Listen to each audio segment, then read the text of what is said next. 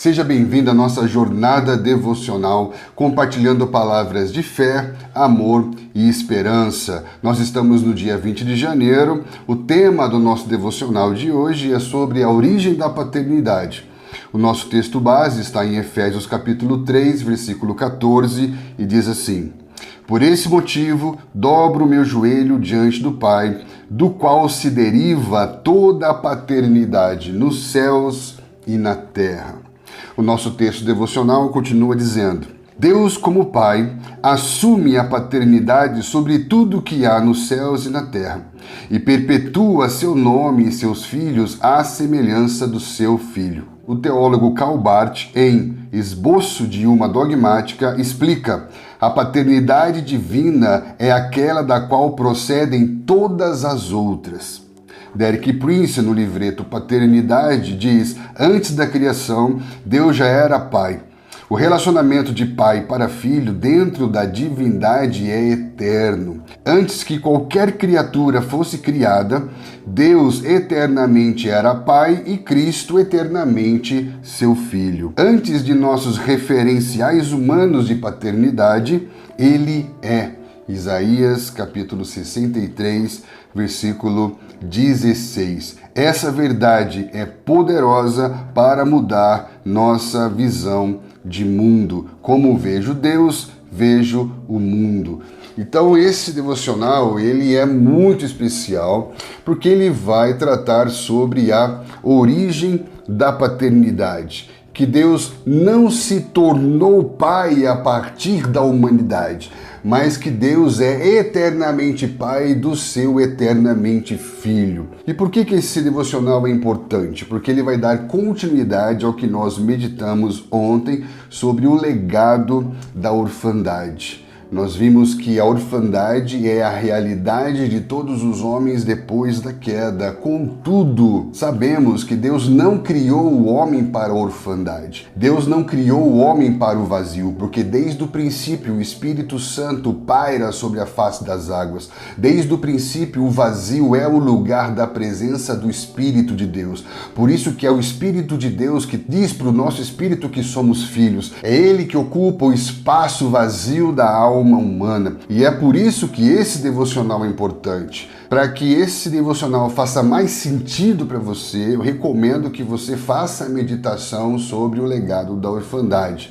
Por quê? Porque nós vamos ver um processo se construindo. Nós aprendemos primeiro sobre o propósito eterno, é um propósito paterno. Contudo, por causa da quebra da relação com Deus, o homem passa a ter que lidar com o vazio existencial do seu referencial de paternidade. E nós entendemos também que só por meio do Filho que o homem pode ter a revelação de Deus como Pai. Contudo, é importante que a gente entenda dois momentos distintos dentro da jornada do crescimento espiritual. Primeiro, nós somos libertos. A palavra libertar, proclamar libertação, significa chamar para fora. É o chamado de Jesus para experimentar uma nova realidade. Agora a questão é, todo aquele que foi liberto, ele sabe como viver livre? Por isso que Gálatas capítulo 5, versículo 1 fala algo extremamente importante. Foi para a liberdade que Cristo nos libertou. Uma coisa é você ter a experiência de libertação, chamado das trevas para a sua maravilhosa luz, chamado das trevas para o reino do Filho do seu amor. Há um renascer, há um ser recriado, há um ser transportado, há um rompimento para experimentar uma nova realidade. Isso é ser liberto, é o game over, acabou, é o começar a partir da ideia original de Deus. Contudo, uma vez liberto, preciso aprender como viver livre. Uma vez liberto de todo espírito de orfandade, uma vez liberto de todo espírito de escravidão e medo, estamos agora dentro da família de Deus. Recebemos o direito de sermos filhos de Deus. Por meio de Cristo, recebemos o espírito de adoção. E a pergunta é, e agora? Como viver como filhos fora da realidade da orfandade. E aí que entra o processo da jornada do discipulado, daquele que nasceu de novo, que começa engatinhando na fé e precisa aprender a andar, até que possa responder o chamado de Deus para correr a sua vocação. João capítulo 8, versículo 36 vai dizer isso: e conhecereis a verdade vos libertará, e se Cristo vos libertar, verdadeiramente sereis livres. Porém, como é viver verdadeiramente livre de toda a cultura de orfandade, de todos os sofismas, de todos os enganos e mentiras que de tanto serem falados acabaram sendo assumidos como uma verdade? O ponto é que por meio da pregação do Evangelho, a iluminação do Espírito, o reconhecimento da glória de Deus e a visão da imagem de Deus como Pai, nós fomos libertos de toda a estrutura de orfandade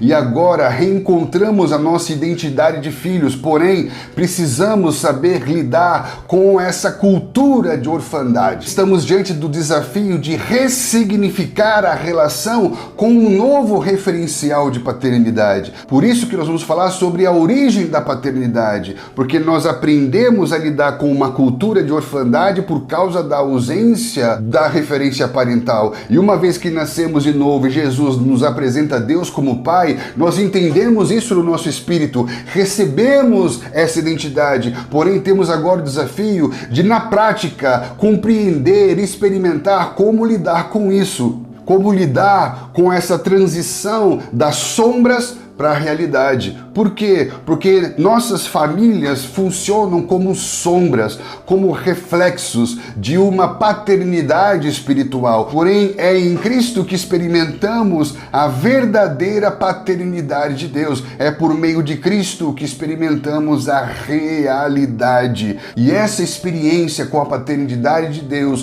por meio do Filho e do Espírito de adoção, é poderosa para curar todas as feridas, nos libertar da escravidão e nos ensinar a viver como filhos, como homens livres. A família terrena, a família biológica é uma sombra de uma realidade espiritual. Porém, o que nos possibilita experimentar a realidade é a revelação do Filho de Deus. Como nós vimos, a nossa família biológica, por mais funcional que seja, não tem o poder de nos salvar e nos revelar Deus como Pai. Porém, o seu funcionamento e a sua influência pode proporcionar um ambiente favorável ou desfavorável para que eu viva essa realidade na prática. Então eu posso ter toda a compreensão espiritual da paternidade de Deus, mas não conseguir experimentar essa realidade na prática por falta de repertório para lidar com essa relação agora, tendo o próprio Deus Pai como meu referencial de paternidade. A verdade é que toda disfuncionalidade familiar, todo abuso, toda negligência, toda falta pode de alguma maneira criar barreiras,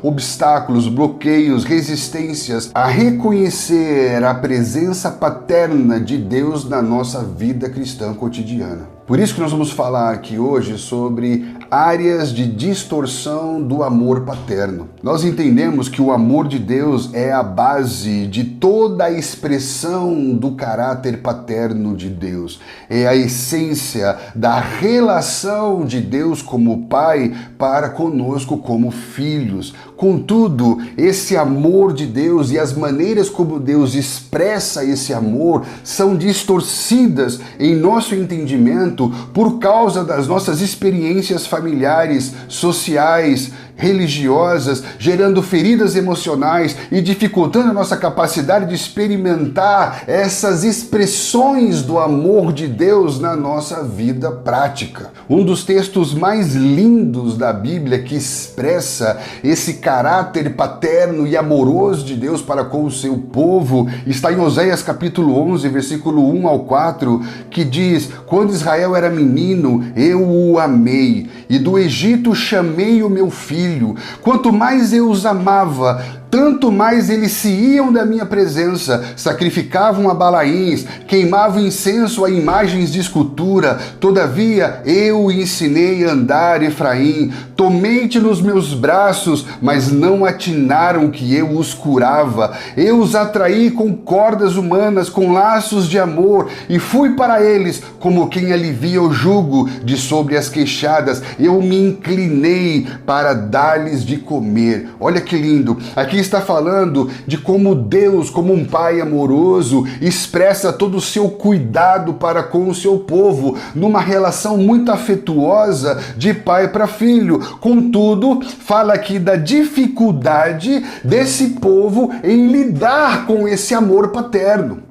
Então eu posso saber teologicamente que Deus é Pai, mas na vida prática ter muita dificuldade de reconhecer esse amor paterno, de lidar com esse amor paterno, de experimentar esse amor paterno. Aqui diz, quanto mais eu os amava, mais eles se afastavam de mim, mais eles procuravam imagens de escultura. Eu ensinei eles a andar, eu tomei no braço, eu estava curando eles, mas eles não perceberam o que eu estava fazendo. É como se você tivesse com os seus filhos em seus braços, seguros, e eles continuassem chorando, desesperados, como se estivessem em perigo.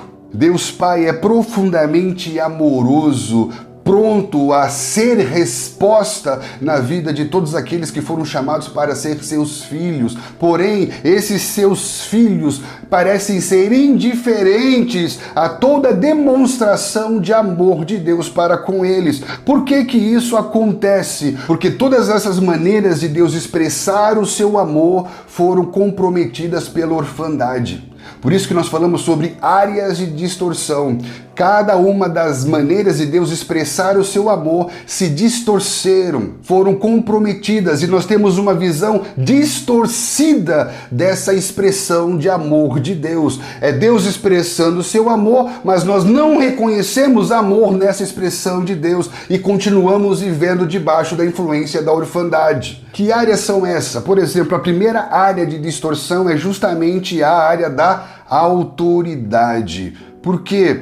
Porque a autoridade é um dos pilares pelos quais o pai vai comunicar segurança, direção, identidade. E quando essa autoridade ela é mal exercida, seja através da ausência, ou seja através do abuso, do autoritarismo, cria-se uma distorção que afeta a visão da paternidade. E ao invés de enxergar a autoridade paterna de Deus como uma demonstração, como uma expressão do seu amor, isso vai ser visto a partir da lente da orfandade e vai gerar um sentimento de medo, de resistência, de rebeldia, de rejeição, de objeção compulsiva a toda e qualquer figura de autoridade. A falta da compreensão da verdadeira autoridade vai comprometer as relações conjugais, porque nós não vamos entender que a submissão é um mecanismo de unidade que traz uma autoridade espiritual. Esse princípio vai comprometer a relação dos pais com os filhos, porque não vamos saber lidar com a relação de autoridade, de controle. Eu posso exercer autoridade sem exercer controle, e quando eu exerço controle eu não exerço autoridade. Muitas vezes o que esses pais comunicam aos seus filhos por meio da correção é muito mais agressividade que gera medo e resistência do que um amor que promove correção, ensino, crescimento, aprendizado. Os nossos filhos se sentem amedrontados ou os nossos filhos se sentem amados? Tudo isso vai perpetuar uma distorção da figura da paternidade, e isso vai gerar nos nossos filhos orfandade. Muitas vezes nós reclamamos da rebeldia de um adolescente, mas não paramos para pensar que essa rebeldia é um efeito colateral de um exercício equivocado da paternidade, da autoridade espiritual. Uma outra área de distorção, que é uma maneira através do qual Deus expressa o seu amor, é a comunicação. Deus não apenas é amor, mas Deus comunica amor em tudo o que Ele faz. E nós sabemos que seja por meio de palavras, ou por meio de ações, ou por meio da nossa postura, nós sempre estamos comunicando algo. Quando Paulo vai falar da nossa relação com Deus, ele diz: nós não seguimos a ídolos mudos. Por quê? Porque o nosso Deus é um Deus que fala, é o Deus que se comunica, é o Deus que traz à existência algo em nós por meio da sua palavra. E muitas vezes nós crescemos em ambientes em que não há uma comunicação saudável, não há uma resposta, não há uma interação, e isso gera um abismo de comunicação, isso gera um isolamento, e isso se reflete depois na nossa espiritualidade, porque quando Jesus fala que nós devemos orar, ele fala de se fechar num lugar silencioso para ouvir o Pai. Ou seja, se eu cresci num ambiente em que não há uma comunicação saudável, como que eu vou ouvir Deus falar comigo? Como que eu vou lidar com essa experiência na prática? Eu posso compreender tudo teologicamente, que Ele é o meu Pai espiritual por meio de Jesus, mas eu posso ter um bloqueio, uma dificuldade para viver isso na minha realidade prática e cotidiana. Um dos textos mais lindos de João, capítulo 11, 41, Jesus vai demonstrar esse exemplo dizendo: Pai, eu te dou graças porque o Senhor me ouve. Olha que lindo isso. Será que você tem convicção de que o teu Pai te ouve? Será que você para ouvir o teu Pai? Como que é o nosso nível de comunicação? Muitas vezes nós entramos num ativismo desenfreado como uma maneira de compensar a nossa falta de relação, a nossa dificuldade em estabelecer uma comunicação com Deus. Uma outra área de distorção, uma outra maneira como Deus expressa o seu amor que foi perdida por causa da orfandade é da confiança. Será que nós realmente cremos na fidelidade de Deus? Será que nós temos uma relação de confiança incondicional a Deus? Será que nós confiamos nas promessas do nosso Pai? Será que nós acreditamos nas palavras do nosso Pai? Muitas vezes nós crescemos em ambientes em que vimos nossos pais quebrando promessas. Muitas vezes crescemos em ambientes de mentiras, de infidelidades. Muitas vezes ouvimos os nossos pais dizendo: você não pode confiar em ninguém, você não pode acreditar em ninguém. E isso são sofismas que vão de alguma maneira criando bloqueios que nos impedem de viver aquilo que cremos na experiência da vida cristã. Talvez a sua confiança nas figuras parentais tenham sido quebradas muitas vezes, promessas não foram cumpridas, houve abandono, houve decepção, e tudo isso vai gerar o quê? Insegurança em acreditar, insegurança em confiar. Isso vai fazer você buscar autonomia, independência. Eu não posso confiar, eu não posso esperar, porque se eu não fizer, ninguém fará. E você se torna um sobrevivente que vai seguir orando para que Deus abençoe aquilo que você está fazendo sozinho, ao invés de parar para ouvir o que o seu Pai tem como uma promessa de Deus para a sua vida, para que vocês possam viver isso juntos. Você já parou para pensar no exemplo que Jesus nos deu quando no momento mais crítico do seu ministério, antes de dar o seu último suspiro, ele diz: Pai, a ti entrego o meu espírito. Olha que lindo isso. Ele estava confiando toda a sua vida ao seu Pai, confiando que o seu Pai cumpriria todas as suas promessas de ressuscitá-lo e dar a ele um nome sobre todo o nome. Jesus vem nos mostrar como a referência da paternidade de Deus vai ressignificar toda a nossa relação de confiança, para que nós não venhamos crer na verdade de Deus como Pai, mas não experimentar a paternidade de verdade. Uma outra área de distorção é provisão e generosidade, porque muitas vezes nós confiamos em Deus para fazer milagres em aspectos da nossa espiritualidade, mas somos totalmente ansiosos com relação às necessidades vitais da vida cotidiana, como alimento, vestuário, moradia, sustento, como se Deus não pudesse suprir essas nossas necessidades. Mateus capítulo 6 vai dizer que o nosso Pai Pai sabe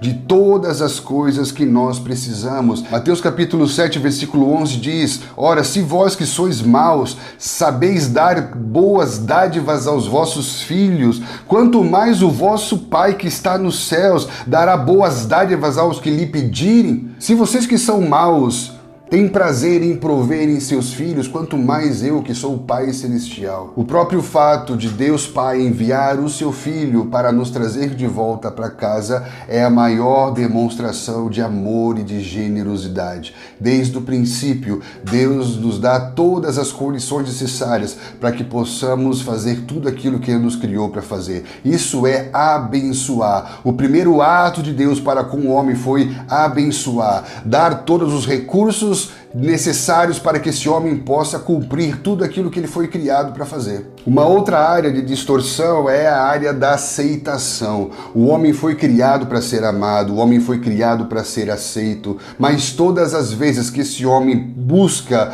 por ser amado e por ser aceito em qualquer outro lugar que não seja em Deus, essa busca se torna vazia. Quando todos vão embora e quando as luzes se apagam, ele se depara de novo com o seu vazio infinito.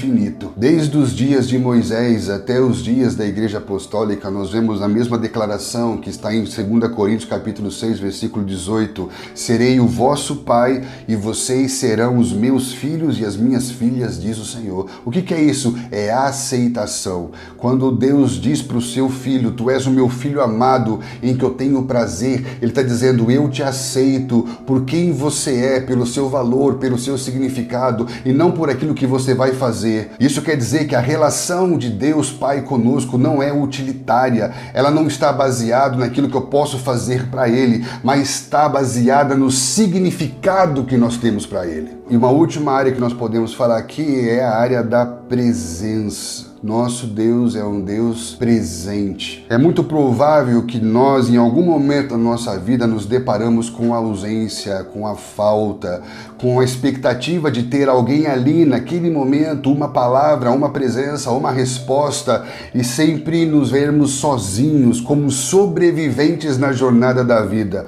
Porém, Deus é um Deus presente, que sempre esteve presente, um Deus que ouve, um Deus que se comunica, um Deus que aceita, um Deus que provê. Então é muito importante que você entenda que os momentos mais difíceis da sua vida, em que você acha que você esteve sozinho, você não estava sozinho, porque o nosso Deus e Pai, Ele não apenas está presente, mas Ele é presença. O atributo do seu ser é onipresença. Ele está em todo lugar, não há nenhum lugar no céu e na terra que Ele não esteja. O problema é que por causa da orfandade, do vazio, da falta, como na estrada de Emaús, nós caminhamos na presença dele, mas não reconhecemos ele presente. E isso nos traz uma sensação de vazio, mas isso não quer dizer que ele não esteja. A questão é que por causa das nossas dores, dos nossos traumas, nós não percebemos Deus presente na nossa caminhada. Então a grande questão desse devocional é como viver a restauração dessas áreas de distorção,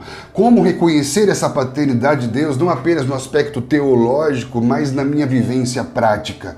Primeiro ponto, antes de todos os referenciais naturais, antes de todas as suas experiências pessoais, Deus é. Por isso nós estamos falando da origem da paternidade. Precisamos reconhecer que antes de qualquer experiência que tenha me gerado um sentimento de orfandade, Deus é antes dessa experiência. Então eu preciso transcender, eu preciso voltar ao princípio e ressignificar a minha relação com a paternidade, não a partir das minhas referências naturais, biológicas, familiares, mas a partir dessa nova relação que eu tenho com Deus através de Jesus e por meio do Espírito Santo que me conduz nessa relação. Por isso que Isaías capítulo 63, versículo 16 é muito importante nesse momento. Ele diz: mas tu és o nosso Pai, ainda que Abraão não nos conhece e Israel não nos reconhece. Tu, ó Senhor,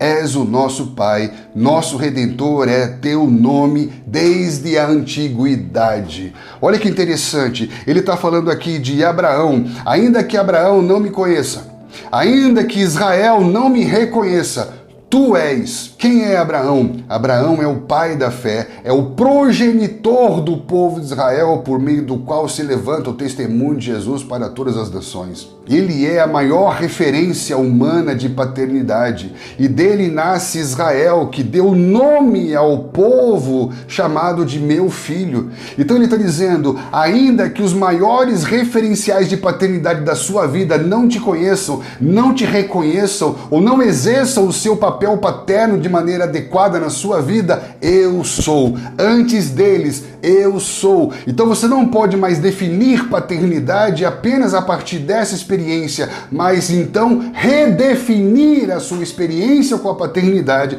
a partir daquele que é antes dos nossos referenciais naturais, os nossos referenciais biológicos. Por isso que nós citamos Karl Barth no nosso devocional, que diz: a verdadeira paternidade, a paternidade autêntica e primeira, está em Deus. E é ela que funda todas as nossas paternidades humanas. A paternidade divina é aquela da qual procedem todas as outras.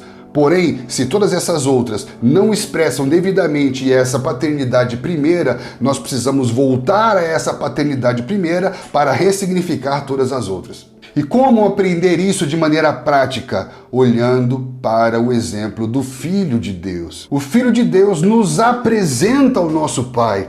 O Filho de Deus nos mostra como se relacionar com essa paternidade de Deus. O Filho de Deus nos revela todo o caráter paterno de Deus. O Filho de Deus é todo o padrão de relação e é todo o padrão de demonstração desse amor de Deus para a nossa vida. Então, como que eu vou conhecer essa paternidade de Deus? A partir da revelação do Filho, a partir de mergulhar na vida do Filho. Para corrigir uma distorção, é preciso você ter uma medida, é preciso você ter um padrão. O que define quando algo está fora do padrão? É você ter um padrão. Então, a orfandade espiritual, ela vai surgir de uma distorção do amor de Deus. E quem é o padrão do amor de Deus? É o Filho.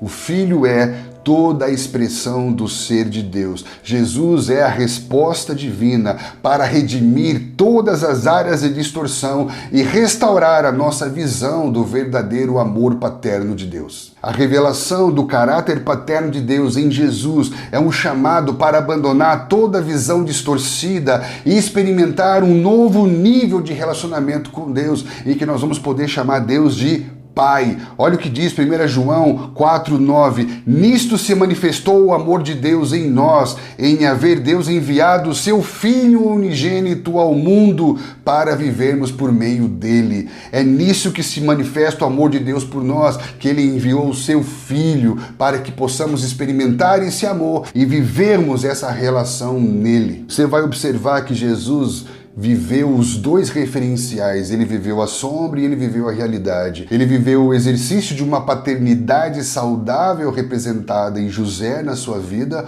um homem que ouviu Deus, um homem que recebeu as direções de Deus, um homem que deu a ele uma instrução, que deu a ele uma identidade, que orientou ele na sua vida vocacional. Tanto é que quando você vai olhar para as Escrituras, você vai ouvir Jesus, filho de José, o carpinteiro. Então quer dizer que José foi um bom referencial paterno na vida de Jesus, que ele deu a Jesus orientação vocacional, identidade, e então no seu momento de bar mitzvah, em que um pai entrega ao seu filho para cumprir o destino de Deus para ele, a partir desse momento você vê sumir a imagem de José e entrar a imagem de Deus Pai, orientando e conduzindo o filho em toda a sua caminhada. Então você vai perceber que as duas referências são presentes na vida e no ministério de Jesus. Isso nos mostra que nós precisamos ressignificar a origem da paternidade. Mesmo que as suas experiências com os referenciais parentais tenham sido frustrantes, decepcionantes, se lembrem